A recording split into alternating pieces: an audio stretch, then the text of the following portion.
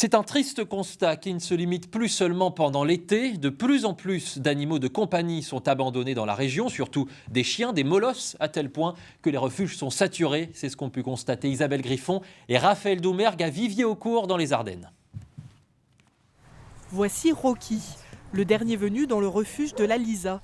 Un croisé bosseron qui reprend des forces depuis son arrivée ici il y a 15 jours. C'est un jeune chien qui a environ 10 mois, qui est super sympa, mais qui était dans une famille qui n'avait pas de moyens et qui était sous tutelle. Donc il s'en occupait plus du tout, il commençait à maigrir, donc c'est le tuteur qui nous a appelés pour nous demander vraiment de le retirer. Maltraités, délaissés, des chiens comme Rocky, il y en a de plus en plus. Depuis plusieurs mois, ce refuge fait face à une demande exponentielle.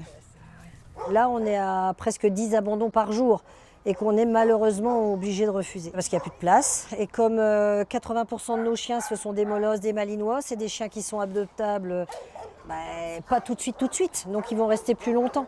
Donc ça fait que ça stagne un petit peu et on fait moins d'adoptions. Car avant de les confier à une nouvelle famille, ces chiens sont dorlotés par une équipe de bénévoles passionnés. On nettoie, on promène, on joue, on rassure. Enfin, c'est tout un ensemble de choses qui fait que on en fait des chiens à nouveau réadoptables. L'association veille ensuite à ne pas laisser le chien entre de mauvaises mains. Sabrina fait passer un entretien à chaque personne qui souhaite adopter. Et vous avez déjà la maison?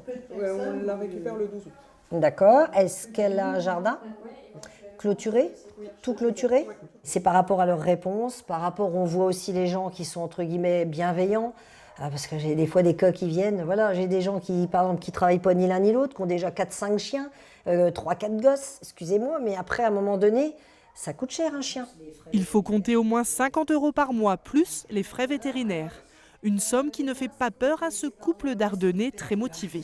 C'est surtout sauver un animal qui a été abandonné. Moi, mon chat, il vient d'ici d'ailleurs. On l'a adopté à la Lisa il y a 8 ans. Donc, c'est important pour nous plutôt que de faire fonctionner les élevages. La Lisa cherche aussi des familles prêtes à accueillir des chiens et des chats avant leur adoption.